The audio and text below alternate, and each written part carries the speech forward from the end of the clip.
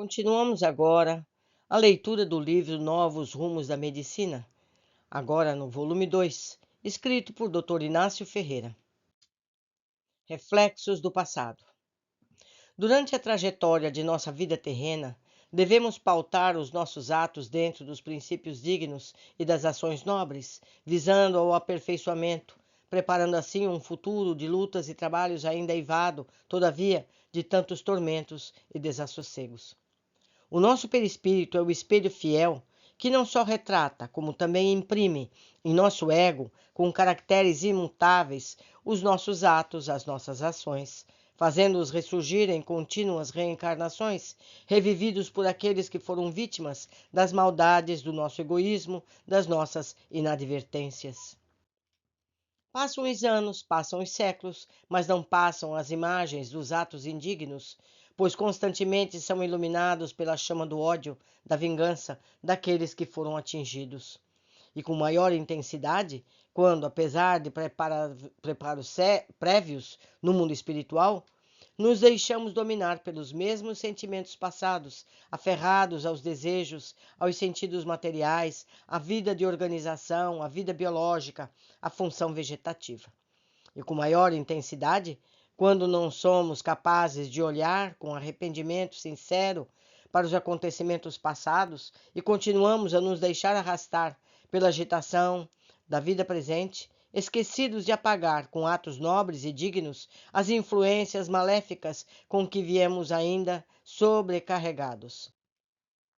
Todo aquele que mergulha nesse planeta de provas e desperta com o grito de dor do renascimento, terá o desassossego que o acompanhará sempre do berço ao túmulo.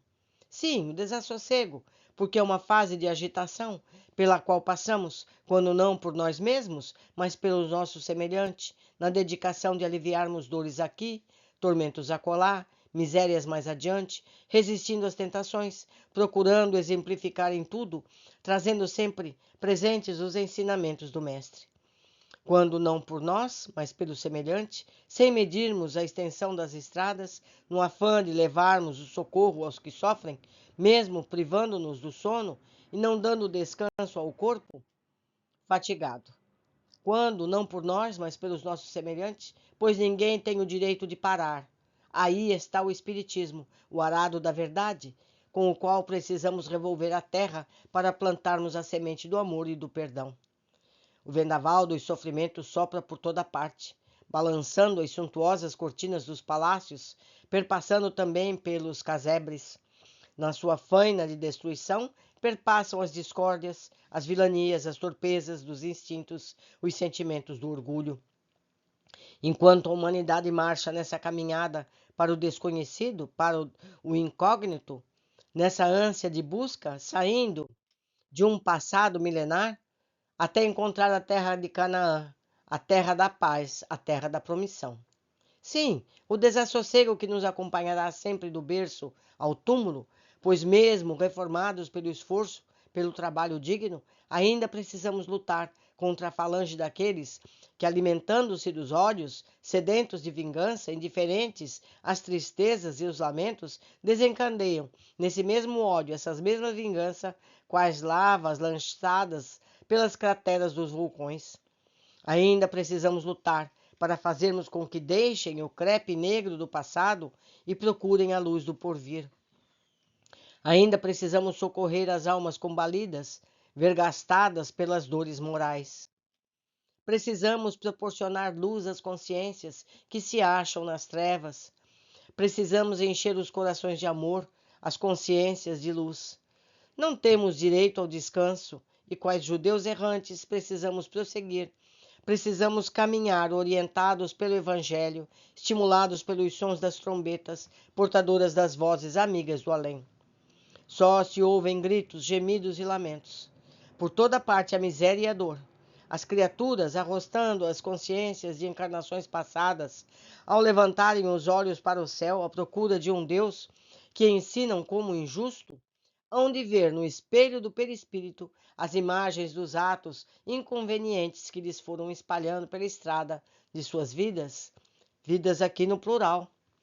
Os olhos da matéria não verão, mas os olhos do espírito hão de encarar com horror as iniquidades cometidas, as aflições que espalharam. E mais do que nunca, o reflexo do passado se patenteará no presente, revivido pelo ódio, pela vingança das vítimas que causaram. E no mar proceloso da vida presente, debatendo-se nas vagas tormentosas da dúvida e das incertezas, derramarão lágrimas amargas, sentirão os mesmos tormentos, os mesmos desassossegos. Mais uma observação: parcela para se juntar ao contingente de centenas, milhares de outras realizadas no mundo inteiro. Dramas a que a pobre ciência material dos seres humanos assiste, por vezes estarrecida, incapaz de lenir, mitigar ou pelo menos desviar-lhes o curso em que se processa, inexorável. Católico e de família católica, fazendo parte desse contingente de almas simples, que tudo aceita sem a menor análise, ao sentir os pródromos da sua angústia, recorreu ao seu Deus com oferendas e promessas. Deus não lhe ouviu as súplicas, pois que o supliciante, aferrado ao dogmatismo estribado em promessas falazes, não sabia que as únicas oferendas que chegam aos pés de Deus são as representadas por uma vida integrada nos sentimentos do bem, dos bons atos e das boas ações. Vivendo num ambiente próprio, possuído desse egocentrismo que não permite sair do ambiente familiar a que impele, se ouçam os gemidos que ressoam por toda parte, procurou assim, como os seus, conciliar-se, por missas e promessas, interesse material, com os desígnios de um ente supremo. Que havia acontecido? Assim falaram aqueles que condoídos o acompanhavam. Há 8 meses, mais ou menos, notaram que se tornava triste, arredio, procurando fugir à convivência de todos. Não ligaram maior importância, julgando ser coisa passageira. 2 meses depois, ele vendeu um pedaço de terra da sua fazenda, uma pequena parte e muito bem vendida. Desse dia, sua tristeza aumentou e gradativamente apareceu uma inquietação exagerada. Começou a dar demonstrações de arrependimento pela venda que fizera, e esse arrependimento, logo após, foi demonstrado por um pranto quase contínuo, acusando-se de ter tirado o pão da boca dos filhos. Há 6 meses ele vem alimentando pouco, quase não dorme, dizendo-se criminoso. Vive inquieto, desassossegado, vários tratamentos médicos e mesmo com raizeiros, sem resultado, o mesmo acontecendo com promessas, missas e oferendas, motivo pelo qual resolveram interná-lo. Ninguém da família com perturbação mental. Passado isento de vícios, doenças graves. Casado, com 6 filhos, internado em 19 de junho de 1944. Consta da sua ficha as seguintes observações clínicas: fenômenos somáticos de desnutrição, fenômenos mentais, inquietação, insônia, excitabilidade, ideias terroristas, alucinações, estado confuso, inquieto, atos impulsivos com propensão ao suicídio, por vezes agitação violenta, olhar desvairado, gritando, clamando por socorro e piedade, demonstrando com medo vago, indefinido, vivendo no ressentimento angustioso de que lhe vai acontecer alguma coisa grave. Autoacusação profunda, culpando-se pela miséria em que se acham, esposa e filhos, só lhes restando um futuro negro, pleno de lutas e necessidades. Chora continuadamente, às vezes com desesperos, machucando-se todo. Crê não existir perdão para o crime de ter vendido parte das terras, tirando assim o pão da boca dos filhos. É essa a ideia fixa que o empola, emociona, na qual martela dia e noite, indiferente à realidade e aos conselhos amigos, pois falta-lhe a energia para querer e sobejar-lhe emoção. Tais sintomas seriam suficientes para, à primeira vista, catalogá-lo entre os psiconeurose ou psicastenia, pelo Magister Dix, ou seja, o mestre disse, da psiquiatria material. Seria assim classificado. Estaria obrigado a via crucis dos laboratórios, uma série de exames para responder aos quesitos intermináveis a bem impor um bom diagnóstico. Os medicamentos terrenos, pomos deliciosos, só à altura da bolsa dos potentados, contribuiriam com sua parte não só para auxiliar o minguar dos seus recursos pecuniários, como também para intoxicar-lhe o organismo. Não obteria melhoras. Os seus desorientados impacientes, aconselhados pelos camelôs de consultório, em pouco tempo obrigariam a percorrer também a via crucis dos especialistas de renome. Viria a divergência de diagnósticos, consequentes modificações terapêuticas. Algum tempo depois, recursos pecuniários esgotados, mais alquebrado, organismo intoxicado, vontade e raciocínio subjugados. Traste humano seria encaminhado ao centro espírita, última tábua de salvação, e onde poderia encontrar apoio e amparo para a alma enferma. Jamais reabilitação física e orgânica debilitada pelas terapêuticas modernas, pelos processos ocultos dos mestres, impotentes para reagirem contra a verdadeira causa, o verdadeiro veneno que lhe corroíam a alma e o corpo. Seria mais um molambo humano, atirado nos pátios dos hospícios, a esperar resignadamente pela hora da libertação do corpo. Acostumado, todavia, pela prática de alguns anos, pelo conhecimento do poder espiritual, ao recebê-lo em nosso consultório, abatido, alquebrado, demonstrando comoção intensa, tivemos logo o pressentimento da tormenta que ia na alma, pois seu olhar demonstrava pavor, suas pupilas refletiam os vultos que o rodeavam. Seu desassossego, pressentimento de hora trágica para o apagamento, ou seja, para o pagamento do resgate passado. Tivemos logo o pressentimento da tormenta que lhe na alma, classificando entre aqueles que, desesperados, só podem ver pelo caleidoscópio do perispírito as cenas que espalharam em passados remotos. Sentimos que não vivia a vida presente, sim, que se achava perdido nas ruínas do passado, vagueando pela estrada que ele mesmo traçou.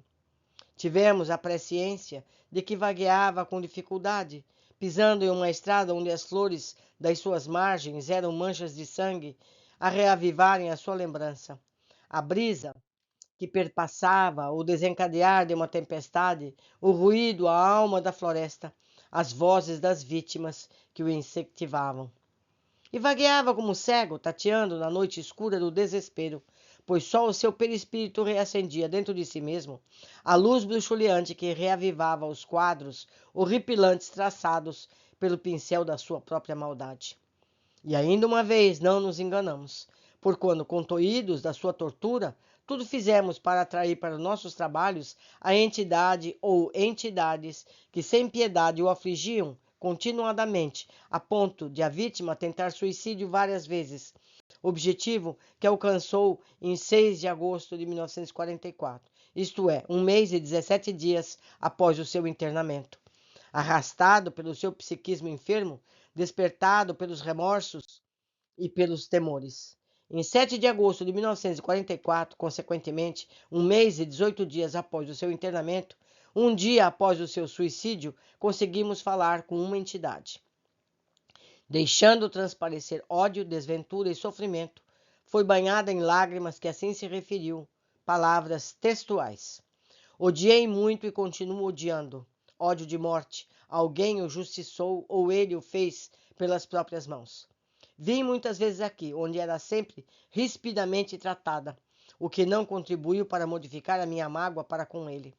Muito mais do que aconteceu com ele e com a família, mais sofremos, eu e os meus, miséria e desonra. Nunca tive e não terei piedade para com ele. Se for preciso levá-lo ao inferno a fim de se queimar, eu o levarei. Crimes com crimes se pagam, e os seus foram muitos e muitos. Calabres, calabres, sentiu por sentiu pagará o que fez. Nem rezas nem missas o salvarão. E se eu pudesse? Ah, se eu pudesse! Ele é uma víbora e há de comer o pão que o diabo amassou. Não ficará só nisso. Ele ainda não sofreu nada. O pesadelo, a sombra dos seus crimes, há de acompanhá-lo por muito tempo ainda. Matar como mataram meu marido, inocente de tudo, como a um ladrão qualquer. Ele precisava morrer aos poucos. Tinha medo, era um covarde. E a terra há de lhe pesar como chumbo. Nunca hei de perdoar, enquanto reviver em mim o passado, enquanto vir o meu marido todo amarrado, a cabeça arrebentada. Lançou o meu esposo, e agora soube também, fazer um laço. Morávamos na Itália, em Nápoles, meu senhor. Minha família, meu marido, filhos, filhas, éramos pescadores, nos dedicávamos à venda de peixes. Ele, um infame pervertido, não sei de onde era, apareceu como um ave de rapina. Nós lhe chamávamos Calabrês. Ele injuriou e matou meu marido, denunciou 2 filhos como ladrões e desonrou a minha filha. Foi na vivenda da atual esposa que mataram meu marido. Eles escarrou na minha cara quando eu chorava o meu companheiro. Mulher à toa, indigna. Ele era muito rico, morava com ela, mulher, devida à irada. Fiquei viúva com 5 filhos em casa, 2 filhos presos, uma filha, a minha Helena, com 14 anos de idade, desonrada. Meus olhos de mãe choravam muito e vêm continuamente aqueles quadros de dor e de miséria. O dinheiro não vai valer mais nada para eles, vai sim servir de horror. Minha filha foi levada por um tio para Trieste. Meus filhos, ao seguirem para o Tirol, morreram em um desastre. Tudo sofrimento e desgraças causadas por ele. Tive uma reencarnação em Nápoles, mesmo, por pouco tempo, e aqui estou com um filho, o meu Jacó. Agora a coisa será com ela. Hei de fazer com que eu via e vejo, com que se estampem ante os seus olhos os quadros da sua desventura. Vendo-os constantemente, continuadamente, sem cessar. Só a muito custo conseguiremos essas informações. Ela falava sem cessar, dando vazas ao seu ódio com dificuldade, respondendo às perguntas que formulávamos. Foi uma manifestação bastante interessante pelo palavreado e principalmente pelo sotaque italiano, que é o médium brasileiro transmitia. Em 14 de agosto de 1944, isto é, 7 dias após esta manifestação, conseguimos falar com seu esposo, obtendo novos pormenores que permitissem melhor compreender aquele drama no passado. Assim se referiu, demonstrando calma e elevação. Esse ódio, essa vingança tem retardado o nosso encontro nesta vida. Quanto mais procuro me aproximar dela, mais nos afastamos, pois todo o pensamento, toda a aproximação fazem recrudescer o ódio, o desejo de vingança. Tenho certeza de que ela agia diretamente para levar o nosso amigo, ou melhor, o nosso antigo algoz, ao suicídio. Assim eu creio. Todavia, não deixou e ainda o continua martirizando com a lembrança dos seus crimes. Deus é Deus. Por vezes chegamos a duvidar da sua justiça e da sua misericórdia. Mas voltando a refletir, chegamos a compreender não ser de Deus que devemos nos queixar, e sim de nós mesmos. Muita lágrima, muito desespero fizeram de mim um outro homem.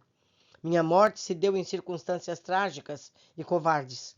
Esse indivíduo, rico, maneiroso, conseguiu ludibriar a inocência da minha filha, lançando-a à perdição. Eu era um homem temido, e bem sabia ele que, como guardião do meu lar, mataria ambos. Temeroso da minha vindita, atraiu-me a uma cilada. Saíra de casa para entregar o pescado à freguesia. No caminho encontrei na estrada 2 senhores que desejavam uma certa quantidade de peixes. Acompanhei-os, fazendo com que os meus 2 filhos voltassem para buscar mais, a fim de não deixarem faltar à freguesia. Acompanhei-os só. Ao entrar em uma vivenda, senti que a cilada estava preparada. Fui atacado. Lutando, me refugiei no sótão da casa. Eram vários. Lutei, por isso, em vão. Fui amarrado e massacrado. Meus filhos, atraídos para a mesma casa, foram espancados, e para se justificarem, os agressores puseram dinheiro em seus bolsos, dizendo com que passassem por ladrões. Já tive outra encarnação sem proveito, pois o ódio me escurecia os sentidos. Vim hoje, aguardando a chegada dela a esta casa. Orem para ver se lhe é possível reconhecer-me e assim pôr ponto final à tragédia de tantos e tantos anos, plena de horrores e de sofrimentos. Temos certeza de que nossas preces conseguiram atenuar o ódio e os propósitos de vingança de sua esposa, permitindo-lhe que as trevas se atenuassem e a luz se fizesse sentir para divisar o esposo. E temos certeza de que ambos, em companhia dos filhos, se dirigiriam para os postos de socorro do infinito, onde, aurindo forças, se prepararam para voltarem, ainda um dia alimentados por novas esperanças, a fim de, com o bordão da fé, com o forgem reaberto de ensinamentos divinos, reencetem a marcha através de mais uma vida material. Já haviam sido cumpridas as determinações divinas, pois o enfermo, não resistindo ao reflexo das torturas que provocara um dia, havia se justiçado pelas próprias mãos, suicidando-se por enforcamento, para isso utilizando-se de um lençol. Sua esposa e filhos, junto ao cadáver, choraram amargamente, em altos brados, clamando a perda do esposo e pai.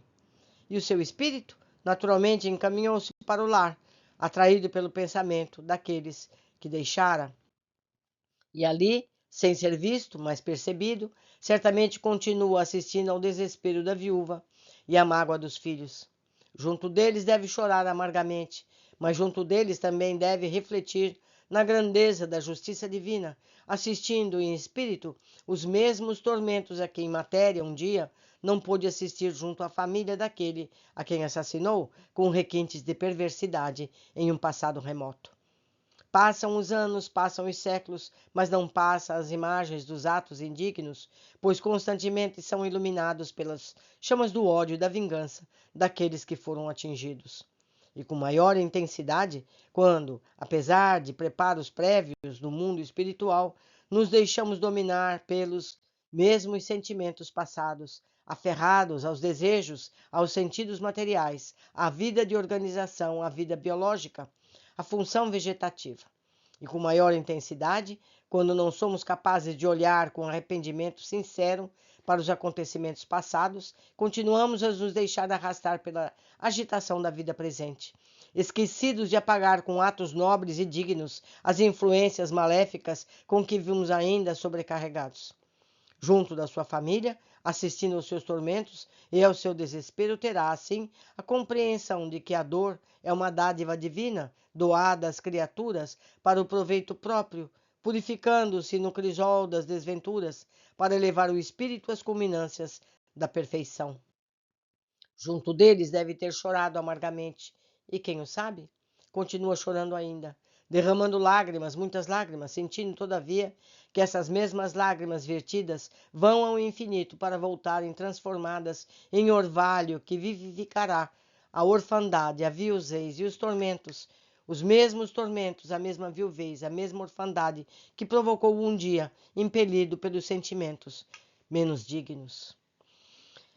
Meus amigos, a semeadura é livre, mas a colheita é obrigatória. Então vamos tratar de bem semear. Vamos fazer todo o bem que possamos à nossa volta, para que possamos merecer um pouco de piedade. Por hoje ficamos aqui aguardando a sequência dos nossos estudos.